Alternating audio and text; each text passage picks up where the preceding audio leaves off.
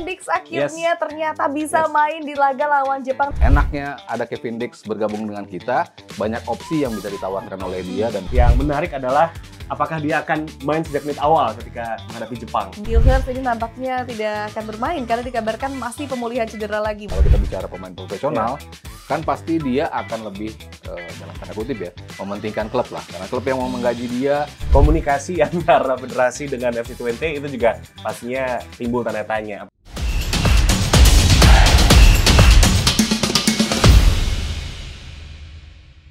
Hai teman nalar, selamat datang di Tiki Taka Ngobrol Bola pakai nalar. Hari ini kembali lagi bersama saya Noella Sisterina, Mas Sabto Haryo dan juga welcome back James Purba. James Purba.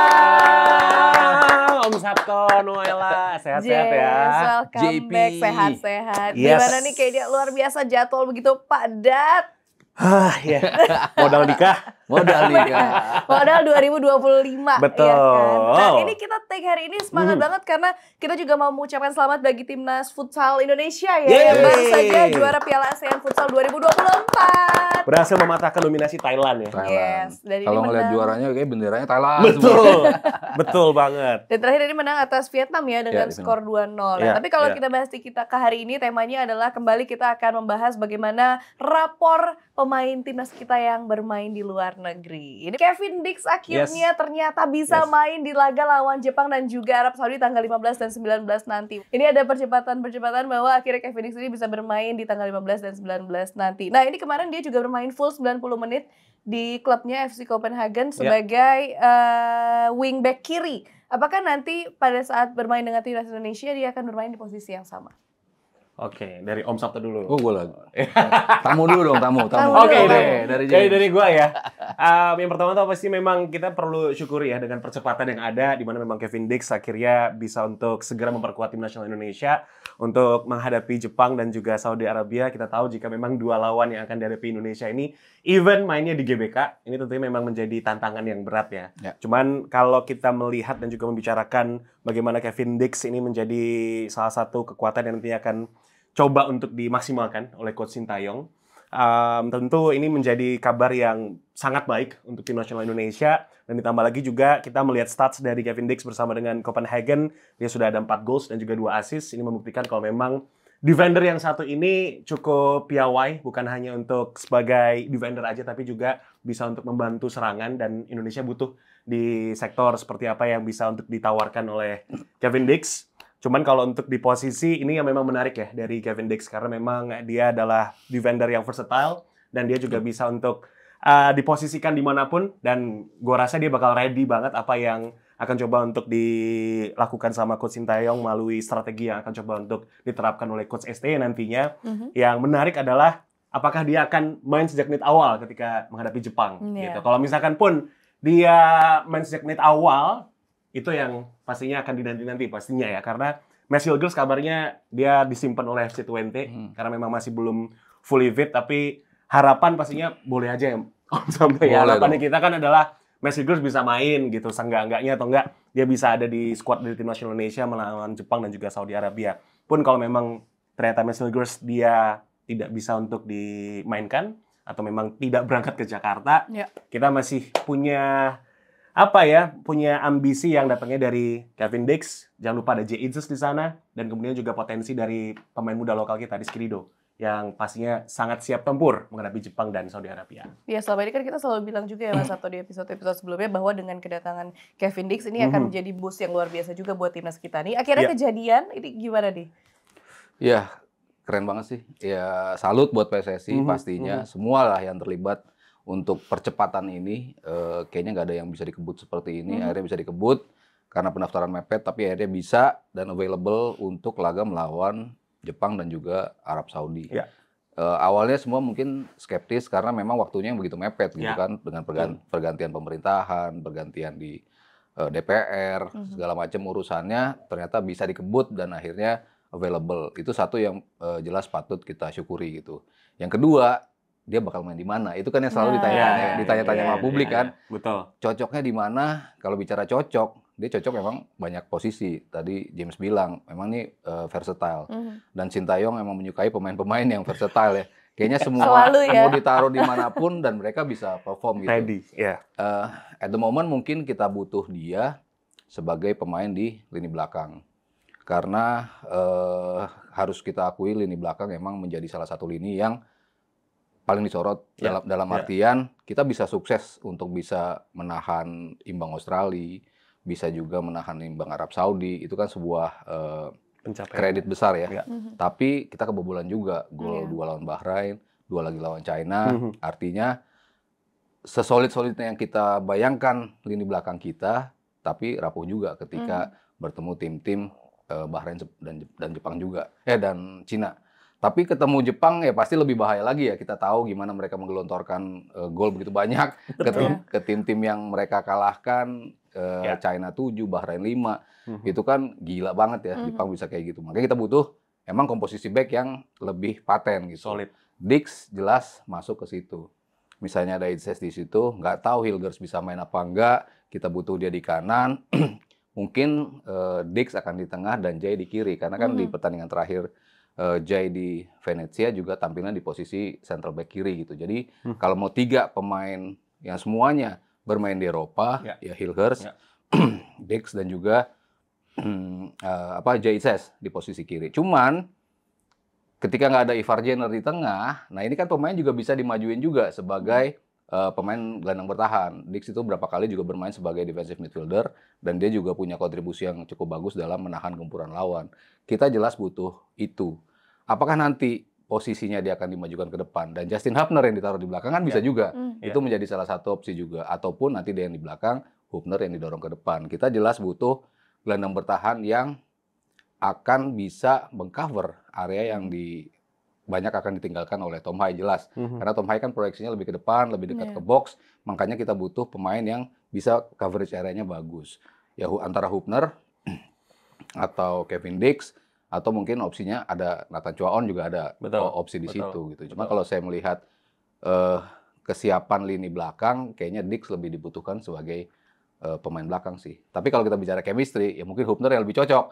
Makanya Dix yang didorong ke depan. Jadi enaknya ada Kevin Dix bergabung dengan kita, banyak opsi yang bisa ditawarkan oleh dia dan bisa dimanfaatkan oleh Coach Sintayong. Aduh, makin gak sabar ya ngelihat Kevin Dix di timnas kita. Karena posisinya juga versatile, pemain-pemain yang lain juga versatile. Jadi nanti kita akan lihat susunan pemainnya seperti apa. Oke, kita beralih ke Ragnarok. Oke, kita beralih ke Ragnar Ratmangun yang menjadi starter untuk FC Dender. Di sini dia bermain sampai menit ke-77 dan akhirnya skor imbang 1-1. Apakah ini akan menjadi modal yang bagus untuk Ratmangun bermain di timnas nanti? Iya, kalau Ragnar sih saya yakin ya, tiap dia main itu nih pemain yang paling ngotot ya dalam bermain. Sisi ofensifnya selalu dia berikan, kecepatan selalu dia tawarkan. Eksekusi dia juga bisa dibilang yang paling bisa manfaatkan situasi seperempat chance untuk bisa menjadi gol. Tiap main dia juga bisa berpeluang untuk mencetak gol. Dari seberapa partai yang dimainkan dia, kontribusi golnya kan bisa dibilang untuk pemain depannya dia yang paling bagus gitu kan. Rafael Strijk baru mencetak 1 gol, sementara Ragnar udah berkali-kali dia mencetak gol. Kalau dia bisa meneruskan tren itu, dan saya rasa bisa dia, karena ya setiap kita inginkan dia untuk bermain, kita harapkan dia untuk bisa memberikan kontribusi bagus dari sisi offense, dia selalu bisa deliver gitu. Penampilan di Dender ya jelas menjaga minute play dia, match fitness dia terjaga, sehingga ketika dia bergabung ke sini ya tinggal strateginya aja yang dimainkan seperti apa. Tapi kalau dari sisi harapan kita dia untuk mencetak gol, ya jelas dia bisa provide itu gitu, dan harapannya akan terdeliver. Iya, dan kemudian juga memang sedikit menambahkan tadi yang disampaikan oleh Om Sabto adalah bagaimana kita butuh yang namanya determinasi ya. Dari Ragnar Ratmangun, dia punya daya jelajah yang tinggi, kemudian juga pasti memang kalau kita melihat lawan nantinya Jepang dan juga Saudi Arabia, tentunya satu aspek yang perlu untuk ditingkatkan termasuk juga pastinya dari Ragnar Ratmangun adalah kapasitas untuk 1v1 situation ya. Karena yang pasti kita akan menghadapi lini pertahanan yang sangat solid. Di Jepang ada Ko Itakura di sana yang cukup berpengalaman bersama dengan Borussia Mönchengladbach. Kemudian juga tentu di Saudi Arabia dengan pelatih baru yang tapi lama. Iya, baru lebih lama. Baru lebih lama. CLBK ini betul. balikan nih.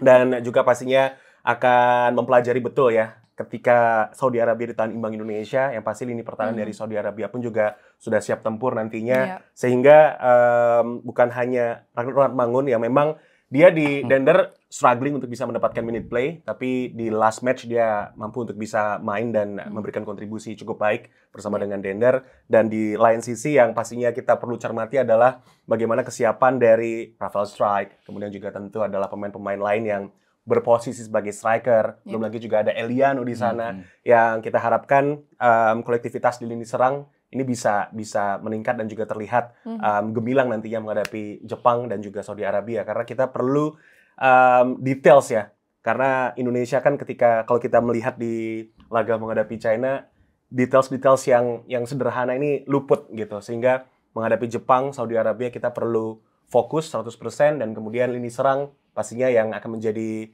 objek pertama yang akan coba untuk di upgrade oleh Coach Sintayong, karena lini pertahanan udah oke, kita punya pemain-pemain yang cukup mumpuni di sana, tinggal bagaimana lini serang bisa memaksimalkan yang namanya satu aspek ya, keklinisan ya, karena kita butuh gol pastinya menghadapi Jepang dan Saudi Arabia.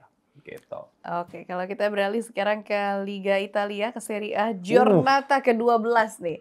Giornata ke-12 kemarin Bang Jai di FC Venezia bermain full time 90 menit, tapi sayang sekali harus menerima kekalahan atas FC Parma ya. Jadi apalagi di Parma lawannya tuh lawannya kipernya adalah ini kiper timnas Jepang. Ini gimana nih melihat persaingan Bang Jai kemarin di Giornata ke-12 Serie A?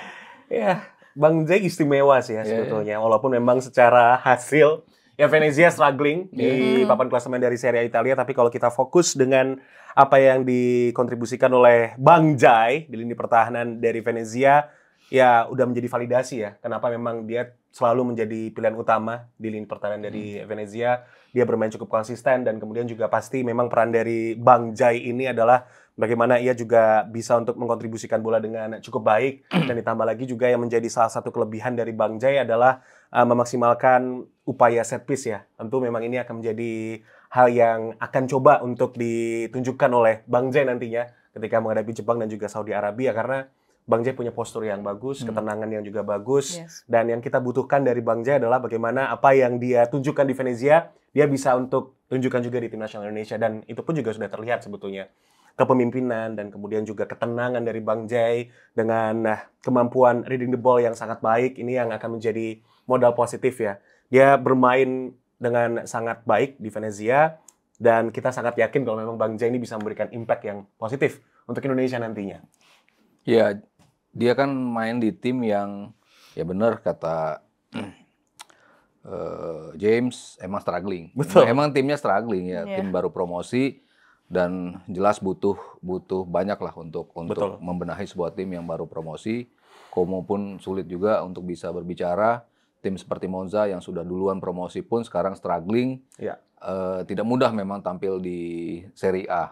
Bahkan Paulo Fonseca kan bilang kan, gampang lawan Madrid dibandingkan lawan Bolonya, dibandingkan lawan Genoa. Madrid main begitu terbuka dengan strategi yang begitu polos. Kalau di Italia kan memang Mourinho pun sempat bilang juga, ini paling susah tuh ngelatih di Italia. Karena semua pelatih akan tampil dengan game plan yang jelas. Walaupun ujung-ujungnya kalah, tapi untuk mendapatkan kemenangannya itu nggak mudah kalau tampil di Serie A. Itu yang dikatakan oleh Jose Mourinho. Ya valid lah Jose Mourinho ngomong, udah pernah ngelatih di banyak negara kan, dia merasakan kesulitan tersendiri ketika di Italia. Jadi wajar ketika Venezia pun kesulitan ketika menapak naik ke Serie A. Kasusnya mungkin mirip sama Tom Haye ketika tampil di Almer. Almer juga tim yang belum lama promosi.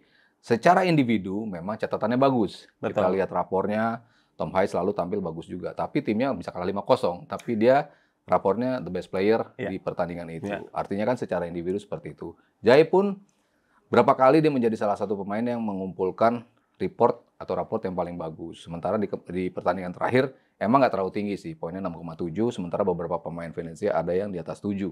72, 74, 78, 71, dia di 6, secara average emang mungkin dia dibilang di bawah pemain yang lain gitu. Cuman kontribusinya dia bisa passingnya di atas 90%, 93% kalau nggak salah, akurasi pasnya. Lalu kita bicara intercept, kita bicara block, kita bicara atribut seorang defender, itu cukup banyak yang dikoleksi oleh Itses. Jadi kan dengan serangan-serangan dari Serie A dia bisa cope up dengan itu gitu. Ya harapannya apa yang akan dilakukan oleh Jepang ya pastinya Jay bisa melakukan itu gitu kan.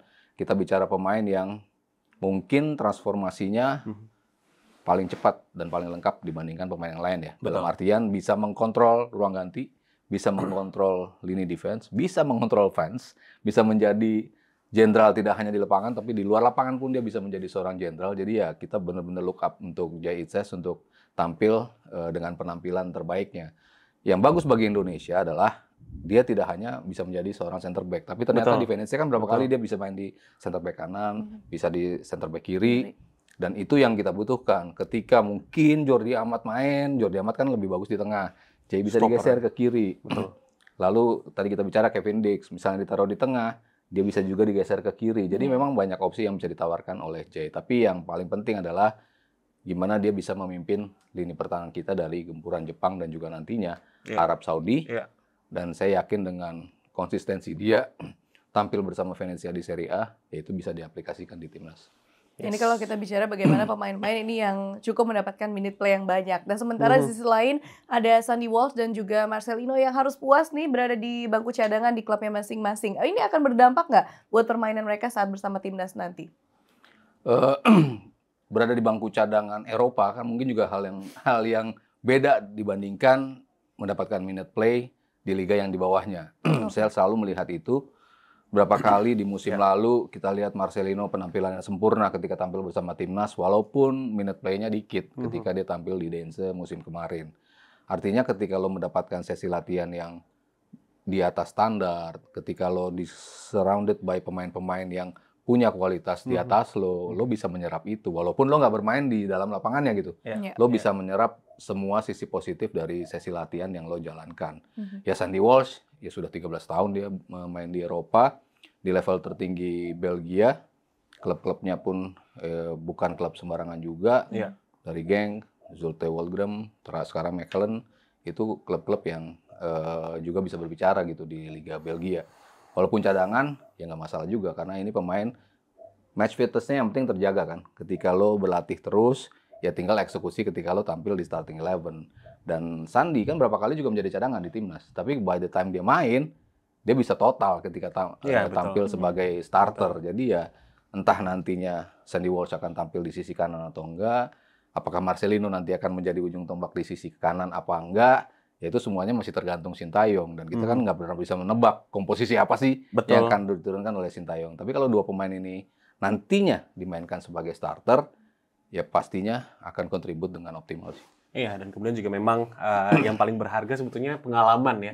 Pengalaman mereka ada di Eropa itu yang paling mahal dan harapannya adalah dengan walaupun memang mereka masih struggling untuk bisa mendapatkan minute play, tapi setidak-tidaknya yang kita butuhkan kan adalah impact yang mereka bisa berikan dengan pendekatan strategi yang akan dipilih oleh Coach Sintayong nantinya gitu. Jadi kalau menurut gue sih sebetulnya nggak masalah ya di saat mereka masih belum mendapatkan minute play atau mungkin main sejak menit awal gitu loh. Termasuk yang gue cermati adalah bagaimana satu nama ya, Marcelino Ferdinand.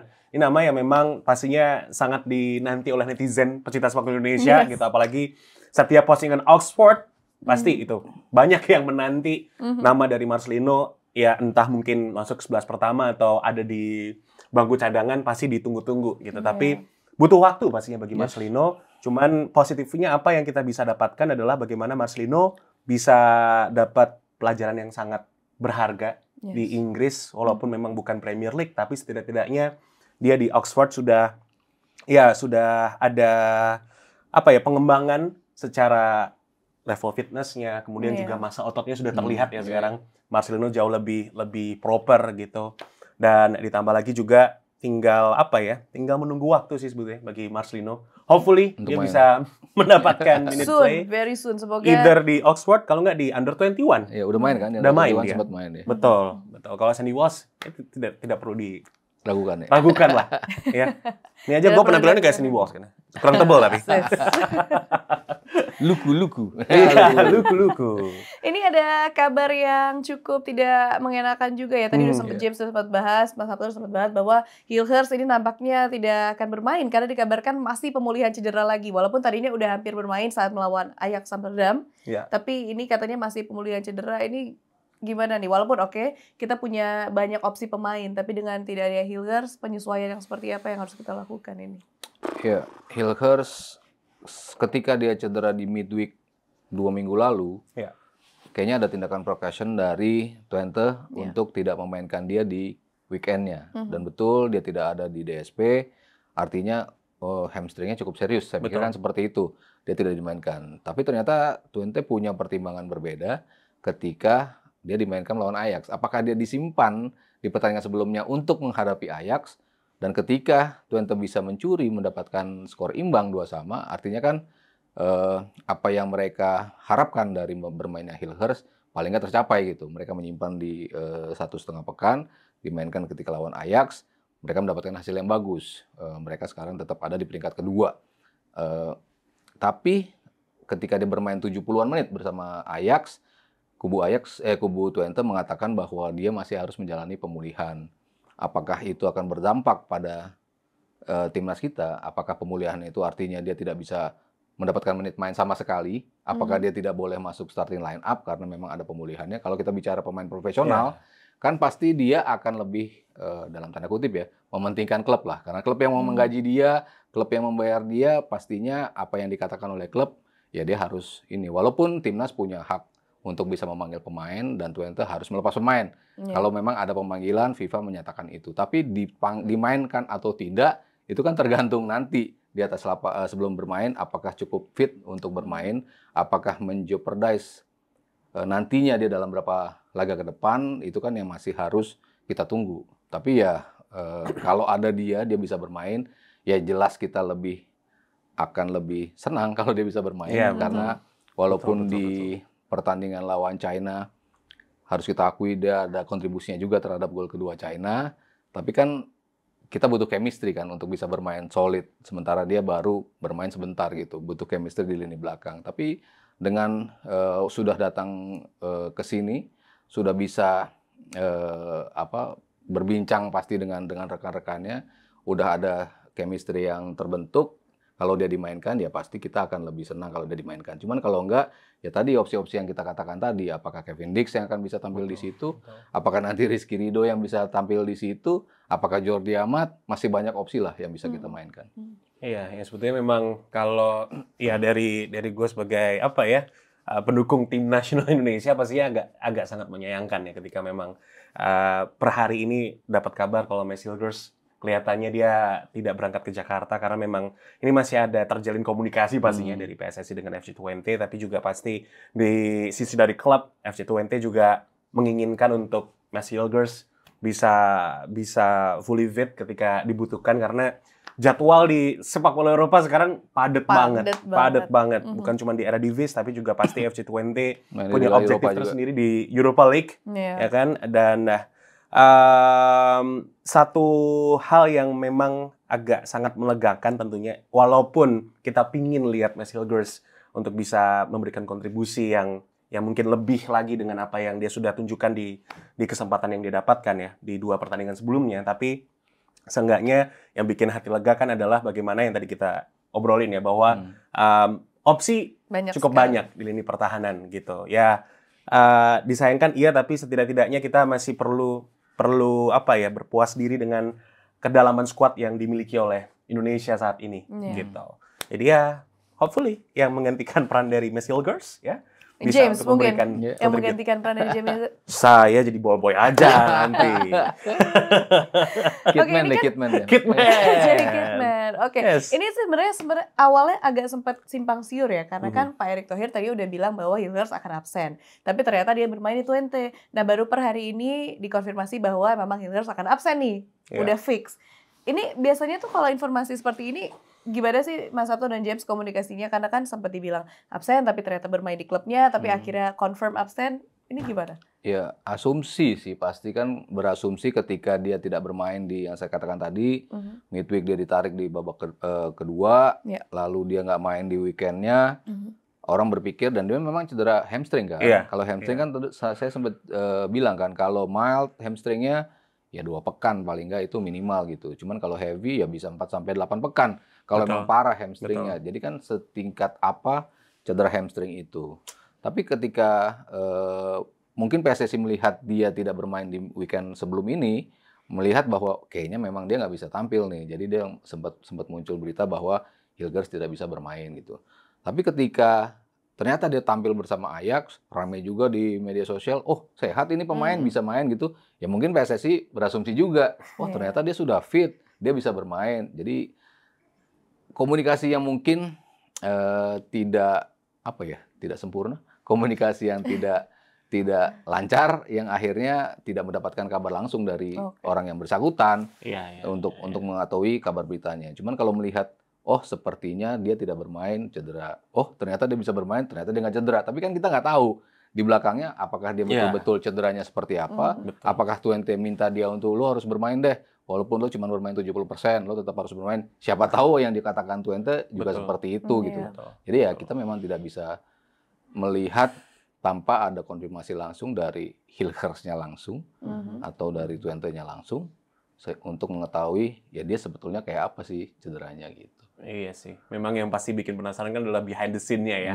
Karena yang namanya atlet ya pasti ketika ya kita membicarakan Mads Hilgers ya.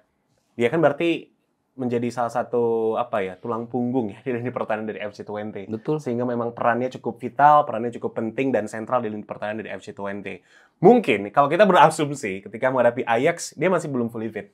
Tapi kan yang namanya kebutuhan pelatih mau nggak mau mungkin ada pendekatan yang dilakukan oleh pelatih dari FC Twente agar Mads Hilgers bisa untuk main, dan dia pun juga tidak mindful kan saat menghadapi Ajax di menit 80 ke atas dia diganti gitu, dan mungkin itu ada indikasi bahwa ya sebetulnya memang Mads Hilgers dia masih belum fully fit gitu. Komunikasi antara federasi dengan FC Twente itu juga pastinya timbul tanda tanya. Apakah memang betul komunikasinya berjalan dengan sempurna atau mungkin masih ada komunikasi yang terhambat karena ya kembali lagi kan kondisi dari Mads Hilgers yang tentunya memang sangat dijaga oleh klub. Tadi Om Sabto sudah menyampaikan bahwa FC Twente kan adalah klub yang saat ini sedang berjuang di papan atas dari Eredivisie, Europa League, dan ditambah lagi juga mereka ingin Mads Hilgers dia bisa untuk memaksimalkan jeda internasional ini dengan pemulihan. Berarti ya mau nggak mau ini perlu untuk diterima dengan lapang dada pastinya, termasuk juga federasi. Begitu. Iya, dan lagi-lagi ya walaupun dengan kehadirannya Mads Hilgers kita punya pemain-pemain, kolam pemain kita begitu bagus, begitu luar biasa, jadi pastinya masih ada pilihan-pilihan pemain lainnya. Tinggal Terima ditunggu kasih kan postingan Mads Hilgers nanti kan. Aduh, nggak bisa terima main kasih nih. James untuk ngobrol-ngobrolnya, bincang-bincang hari ini. Nah, kalau menurut teman nalar semua gimana nih? Apakah ada pemain-pemain lain yang rapornya kalian mau beri rapornya juga nih di kolom komentar? Boleh banget tulis kolom komentar. Jangan lupa juga like, share, dan subscribe YouTube channel Nalar TV. Saya Nala Sisterina, Mas Sabto Haryo, dan juga James Purba. Pamit undur diri, sampai jumpa di episode berikutnya.